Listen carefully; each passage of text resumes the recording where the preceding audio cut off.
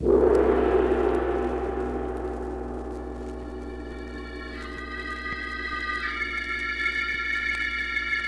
Sealed Book.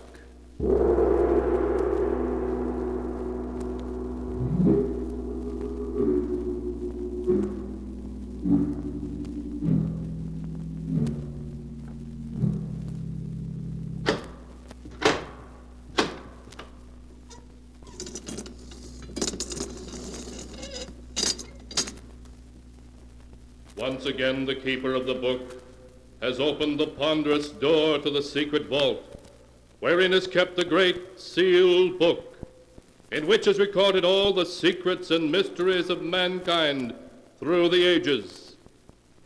Here are tales of every kind, tales of murder, of madness, of dark deeds strange and terrible beyond belief. Keeper of the book, I would know what tale we tell this time. Open the great book and let us read. Slowly, the great book opens.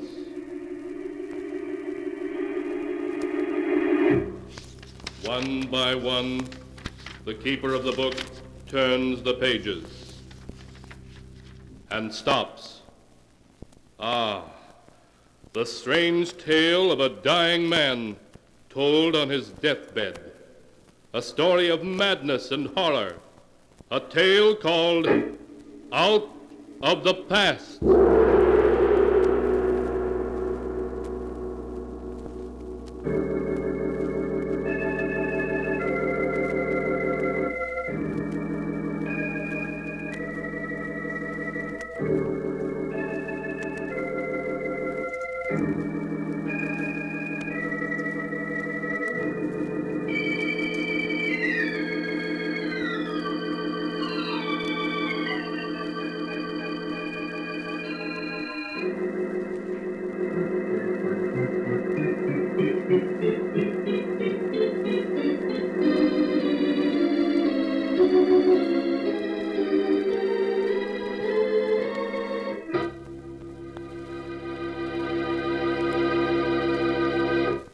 Here is the tale, Out of the Past, as it is written in the pages of the sealed book. It is 5 o'clock in the afternoon, and Helen Morgan has just received the afternoon mail. As she is about to look at it, her husband Gerald enters their luxurious suite. Hello, beautiful. How's my one and only? Oh, hello, darling. Oh, Gerald. No wonder every actress wants to have you for her leading man. Nonsense. I'll have you know the only person I kiss like that is my wife. You'd better say that. How was the matinee today? Fine. I got 7 curtain calls. I see the afternoon mail came. Anything for me? Yes, there's one letter for me and one for you. Thanks, dear. Mine's a bill from the hotel management. Darling, we're living beyond our means. Oh, now, Gerald, you're not going to start that again, are you? Why, we have over $500,000 in our joint account. I've told you a dozen times, darling, I won't touch that money. It's yours, not mine. Gerald, it isn't a question of it being yours or mine. It's ours. Helen, I made it clear to you when we got married that we'd have to live on the money I earn. Oh, all right, Gerald. I wonder who my letter can be from.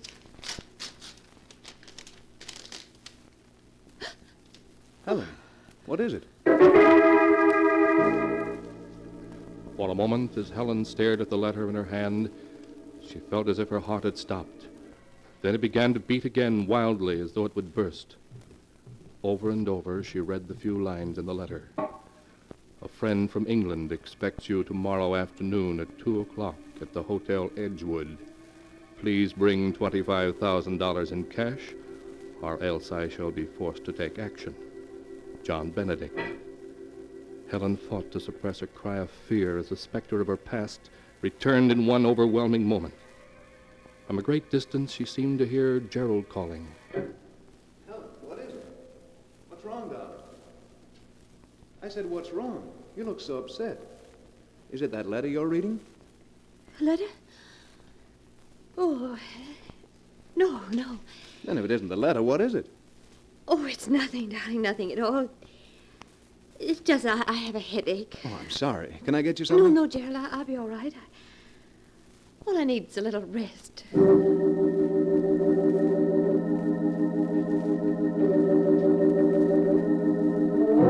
Helen noticed the worried look in Gerald's eyes and strove to act natural. That night she lay awake hour after hour, staring at the ceiling, seeing the words of the letter before her, the letter that reached out for her from the terrifying past. The next day, after Gerald had left the apartment, Helen ordered a cab. 20 minutes later, she rushed into the office of Martin Walker, her attorney. Martin, you must help me. I'm in trouble. Great trouble. Helen, what is it? What's wrong? I'm being blackmailed. Blackmail? Yes, By whom? a man named John Benedict. I don't know who he is, but I received a letter from him yesterday afternoon. Well, there's only one thing to do, and that's to go to the police. Oh, no, I can't go to the police. Why not? This man Benedict knows something I can't afford to have exposed. What does he know, Helen? Oh, please don't ask me, Martin. I can't tell you. But believe me, if it ever gets out, it would ruin my marriage. My life. I couldn't stand to lose Gerald. I couldn't. I'd rather die. No, please, Helen, don't cry. You know there isn't anything I wouldn't do to help you. But as I see it, your only chance is to go to the police. No, I can't. It would ruin everything. Oh, Martin, if you really wanted to help me, you'd do as I ask you. I've got to buy him off. All right, Helen. I think you're making a mistake, but I'll help you. How much money does this Benedict want?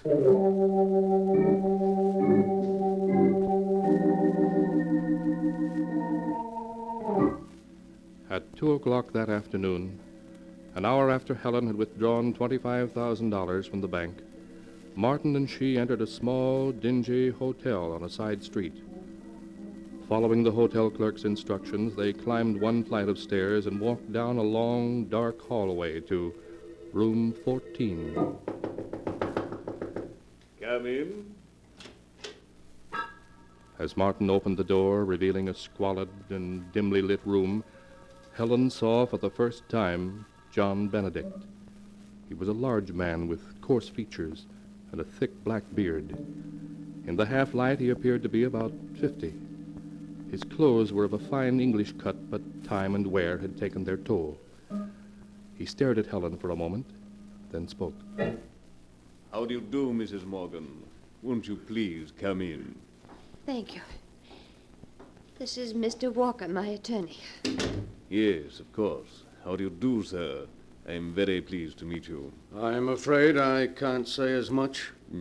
Yes. I trust you'll forgive me these dismal surroundings, but alas, I'm quite penniless. So you thought it would be an excellent idea to blackmail this lady for funds? I'm afraid you misunderstand me, Mr. Walker. I'm not forcing this beautiful lady to give me £5,000. Rather, I'm, shall we say, requesting a loan. Yes, but if she doesn't give you this loan, you'll ruin her marriage, her life. It would distress me to ruin anyone's life.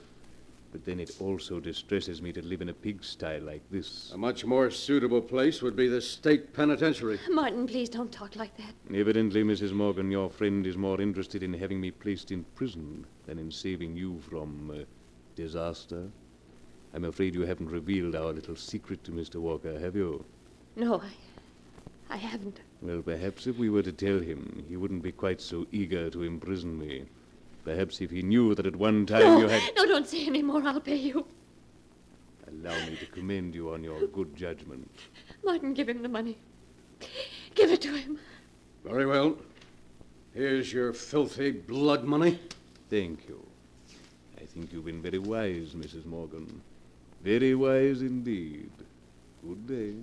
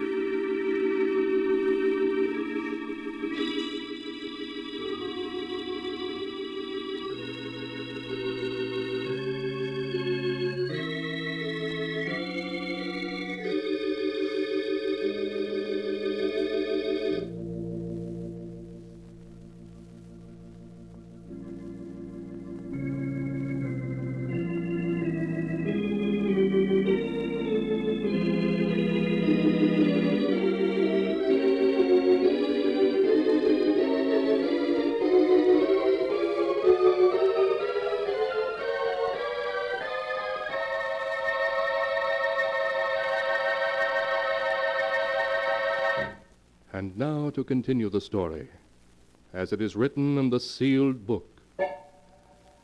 In the days that followed Helen's payment of money, the money Mr. Benedict demanded, she tried unsuccessfully to forget him and the terrifying secret he shared with her. Life for Helen became tense, watchful, frightening.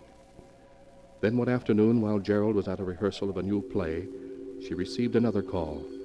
A call that sent her in panic to Martin Walker's office. Martin, I've heard from him again. Who? Benedict? Yes, he phoned an hour ago. He wants $50,000. $50,000? Now maybe you'll have sense enough, Helen, to let me turn this over to the police. No, I can't do that. You can't? You mean you're going to buy him off a second time? Yes, I must. But you can't, Helen, you can't. What's to prevent his extorting money from you a third and a fourth time? He'll squeeze you dry. The money doesn't matter, do you hear? Nothing matters but keeping what Benedict knows from Gerald. If he finds out, it will mean the end of everything for me. Everything.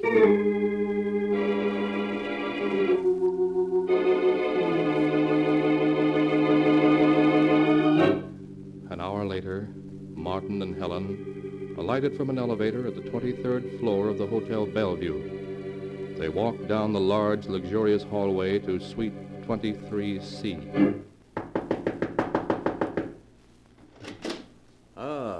Good afternoon, Mrs. Morgan. Oh, I see you brought Mr. Walker. And I was counting on a pleasant afternoon. May I take your coat? No, thank you. Benedict, what do you mean by asking for $50,000 now? We paid you $25,000. That was supposed to keep your mouth shut. Well, it has, up to now. However, now I need more money. Well, you shan't have it. There's a limit to what anyone will pay. Quite true, Mr. Walker, but the limit hasn't been reached, as yet. Mrs. Morgan is very much in love with her husband and would pay considerable more to keep him from learning what I know. He must never know. Oh, you swine. If I had my way, I'd call the police and put you where you belong.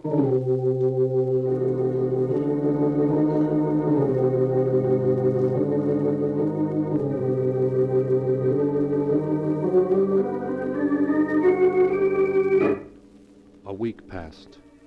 A week which found Helen living in a fearful nightmare. A nightmare from which she couldn't escape.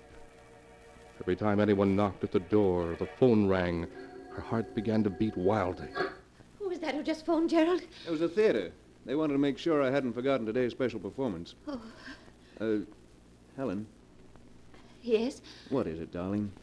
What's come over you? Come over me. Yes, this past week you've been just a bundle of nerves. Every time the phone rings or the mail arrives, you begin to tremble. What's wrong? Oh, you're just imagining all that, dear. Helen, stop acting as though I were a child. I can see something's wrong, and I want to know what it is. Please, Gerald, there's nothing wrong. Who could that be? Never mind, I'll get it. No, Gerald. Just sit where you are and rest. Yes, but I...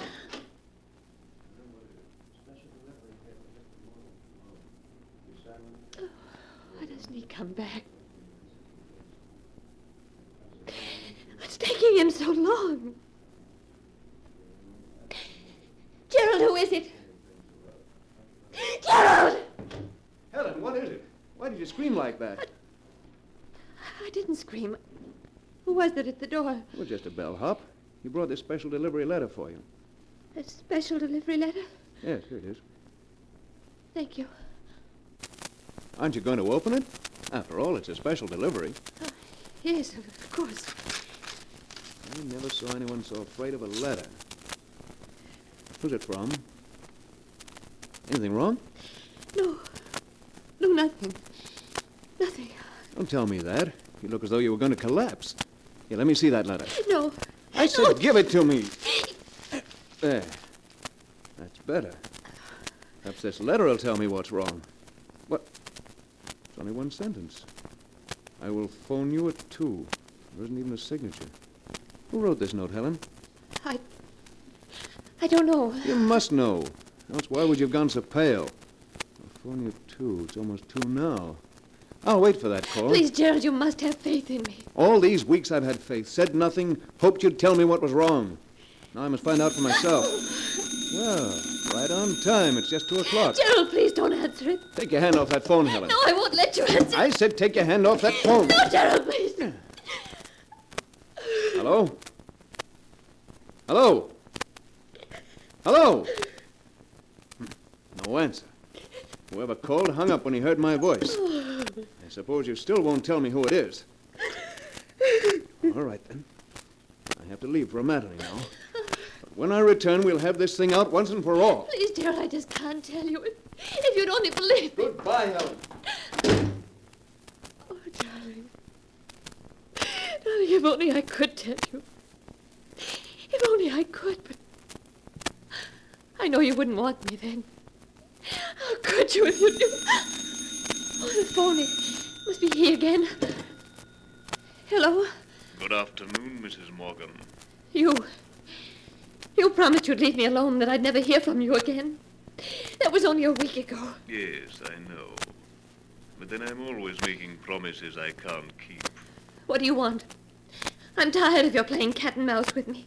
I should like you to call on me at 5 o'clock this afternoon. If it's money you're after, I won't pay you another cent. Not another cent, you hear? There's no end to your demands. Ah, but there is, dear lady. I assure you that this is the last time you'll ever hear from me or see me. If I could only believe that. But that's what you promised the last time. I won't be tricked again. I'm not coming, you hear? I'm not coming. I shall expect you at 5. And don't bring Walker. No, I won't be there. I won't. Hello? Hello? Hello? Hello?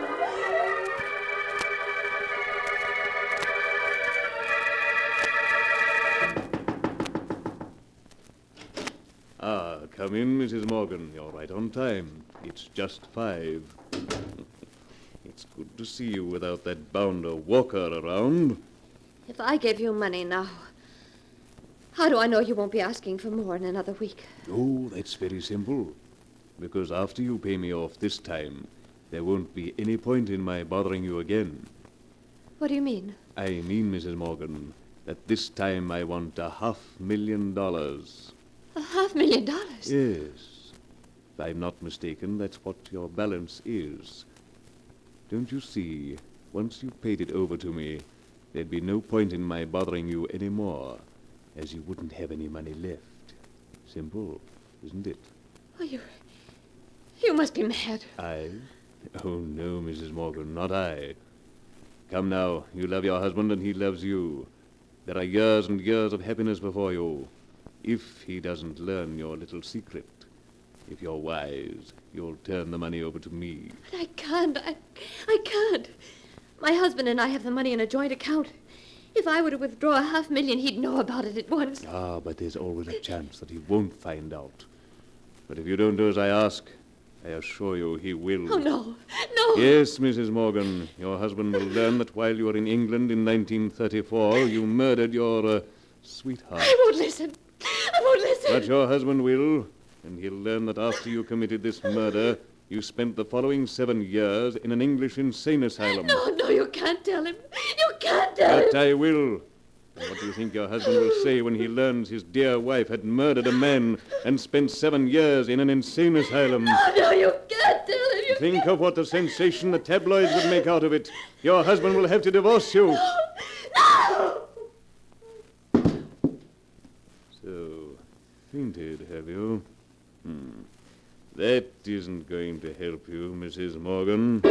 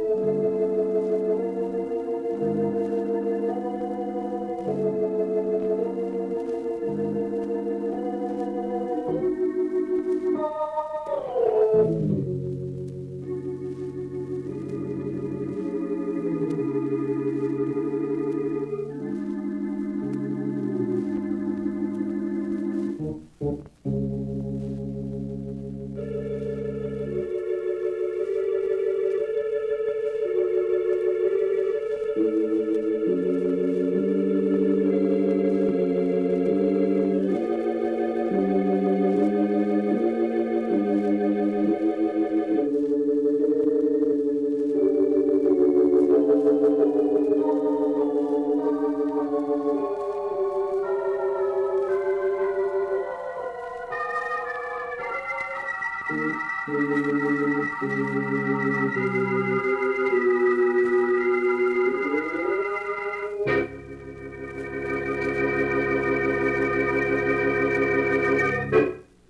now to continue the story as it is written in the sealed book.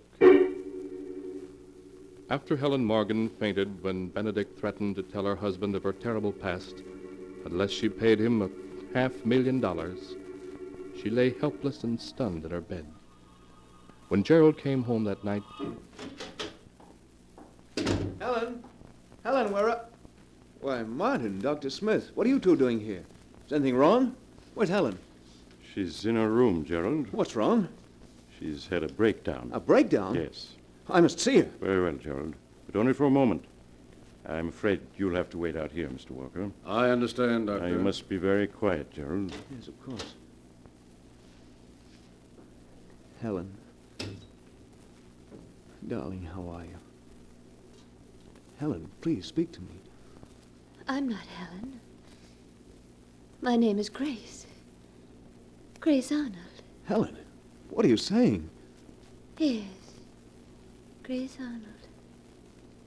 Grace Arnold. Doctor, why does she keep saying her name is Grace Arnold? Why doesn't she recognize me? We must let her rest now, Gerald. I'm Grace. Come along. She doesn't even know me. What's wrong, Doctor? Come along, Gerald. Grace Arnold. Well, how is she, Doctor? You said she had a breakdown, but she didn't even know me. Gerald, I'd hoped I'd never have to tell you what I'm going to, but now I must. Tell me what? Helen comes from a family which has insanity in its blood. Insanity? Yes.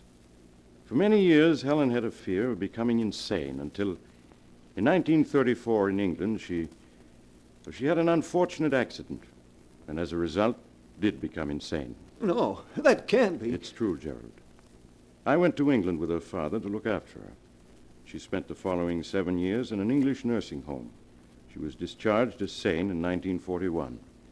Her father had died a short time before, so I brought her home. She never told me a word about it. One day she came to my office and asked me if she had any right to marry you. I'm afraid I was being unfair to you when I said yes. No.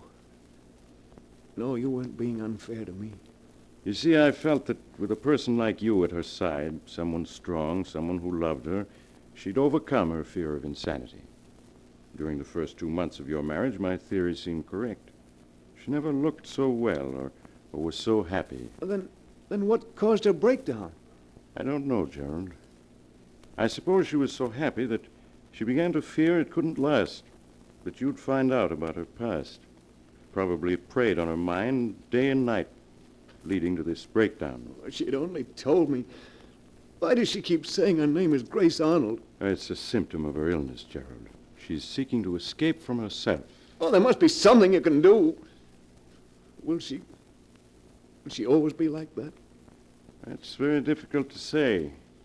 Naturally, she'll have to go away. She may recover in a year or two, and then again she... Oh, no. She's so young and beautiful. You're tired, Gerald. You'd better sit down and rest. Yes, Gerald, that's an excellent idea. Meanwhile, I must return to Helen. Look after him, Mr. Walker. All right, Doctor. Well, how do you feel, Gerald? Tired, if you want to know. Well, that's only natural. These past 3 weeks have been quite strenuous for you. But with $500,000 and a joint account and a wife who will probably never be in any condition to ask you about it, you've done quite well. Quite well. That's an understatement. Name one actor, living or dead, who could have given as great a performance of Mr. Benedict as I did. You were superb as Benedict, I admit. Superb. I outdid myself. You should have heard me this afternoon. My dear Mrs. Morgan, your husband will learn that while you were in England in 1934, you murdered your sweetheart. And that after you committed this murder, you spent the following 7 years in an English insane asylum. Shh, Gerald, she'll hear you. Nonsense. I've broken her once and for all, Martin. Ah, what a pity. I played my greatest role to an audience of one. Yes, Gerald, but you were probably the highest paid actor in the world. I'm sure that $500,000 for 3 weeks' work, less my share, of course, is something of a record. You know, it's really rather a pity, for Helen, that is, that she talks in her sleep.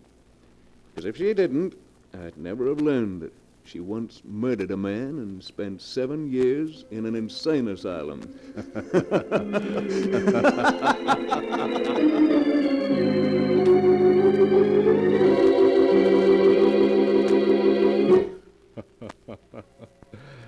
Clever of Gerald, wasn't it? The way he played his wife's love against her. But unfortunately, he never had a chance to enjoy his ill-gotten gains, for 2 weeks later he died as a result of an automobile accident, and on his deathbed confessed to everything. Even after Helen's recovery, which took some time, she was never told the truth about her dear departed husband.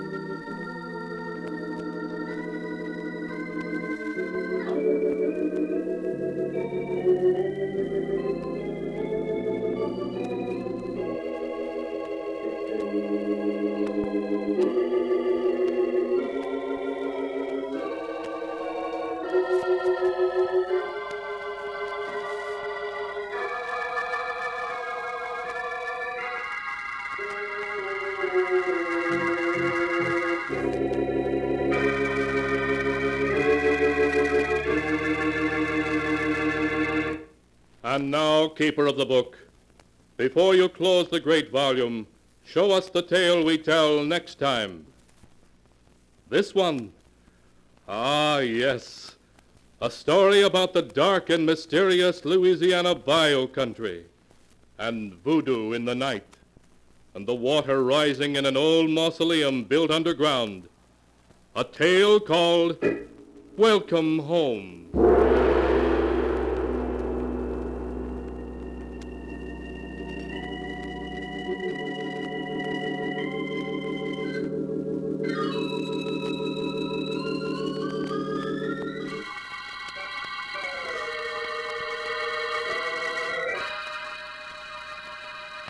Be sure to be with us again next time when the sound of the great gong heralds another strange and exciting tale from the Sealed Book. The Sealed Book, written by Bob Arthur and David Cogan, is produced and directed by Jock McGregor.